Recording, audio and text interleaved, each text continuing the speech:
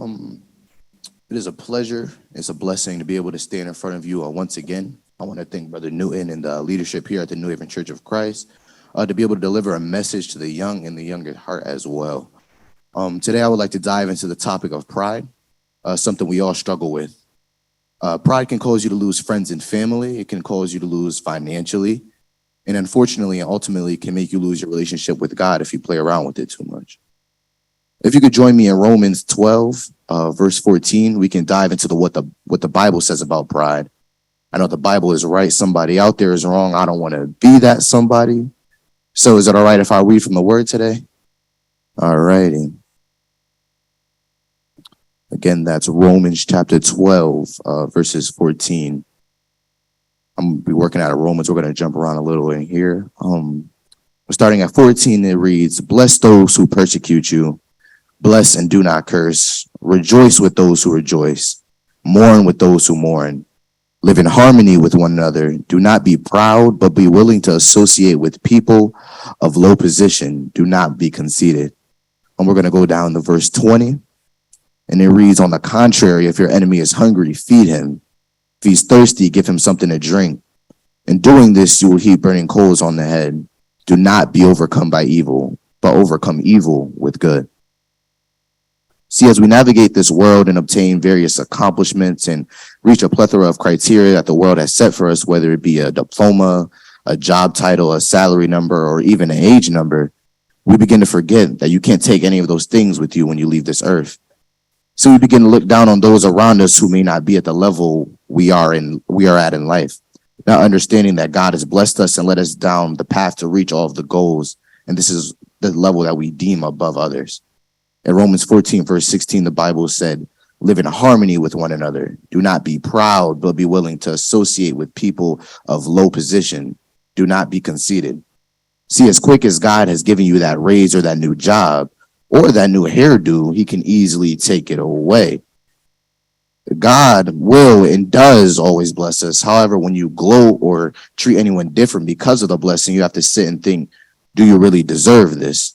Do you really deserve to have that brand new fancy car, but you can't help at the food pantry on your day off because you don't like to deal with those who are less fortunate? It just doesn't give you a good feel.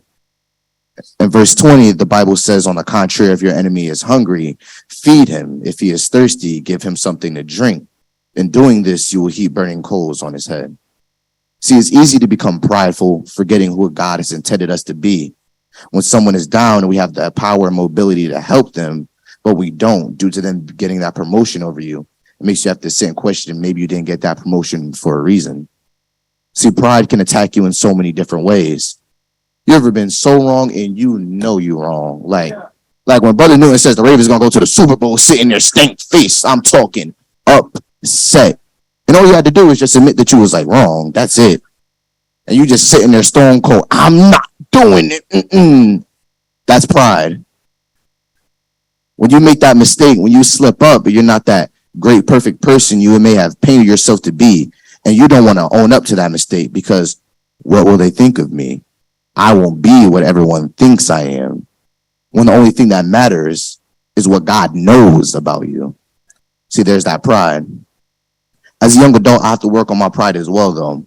Although I may feel like I know everything, I don't. And I have to always think back to 1 Peter chapter 5, verse 5. "In the same way, you who are younger, submit yourself to your elders. All of you, clothe yourselves with humility toward one another, because God opposes the proud, but shows favor to the humble." Having to remember that there is so much more I have to learn, and there is so much more that the older generation has to offer and teach me. Remembering to humble myself, and I just may learn something that can change and possibly save my life if I just listen. So I'm not the only person that can be prideful, though. Pharaoh, for example. Pharaoh was a feared and proud ruler for those who don't know Pharaoh.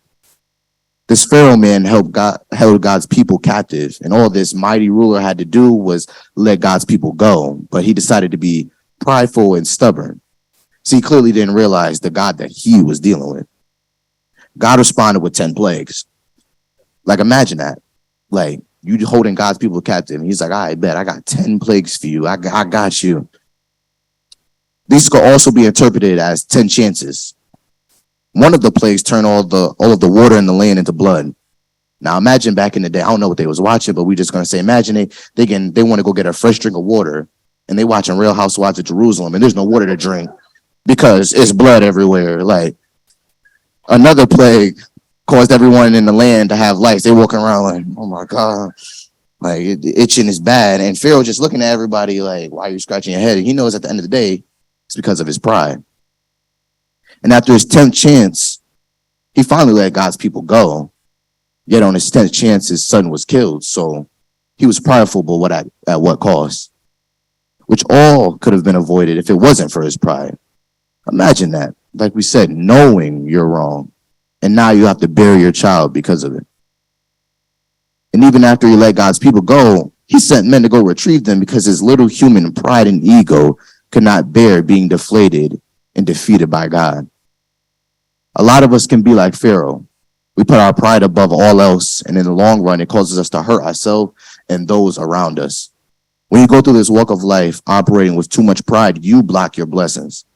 See, today I stand in front of you a proud black man, a proud son, a proud clothing brand owner. Yet at the end of the day, what I take the most pride in is being a Christian, because that trumps any title that I can ever have. The only title deserving to be proud of as well. We must realize that pride prevents us from acknowledging our human vulnerabilities and mistakes. As Christians, it's appointed that we will all fall down, we will make mistakes, but that's why God is so good, because he gives us those chances to redeem ourselves. Pride also renders us unteachable, which as Christians, we are called to be teachers. But to be a teacher, you have to be a learner first. As I come to a close, I challenge us to self-reflect. And when you run into situations where you're wrong, it's okay to admit you're wrongful doing and ask for forgiveness. It's okay to not always be right. It's okay to learn and grow. Do not let pride block your blessings and your ticket to heaven. Thank you.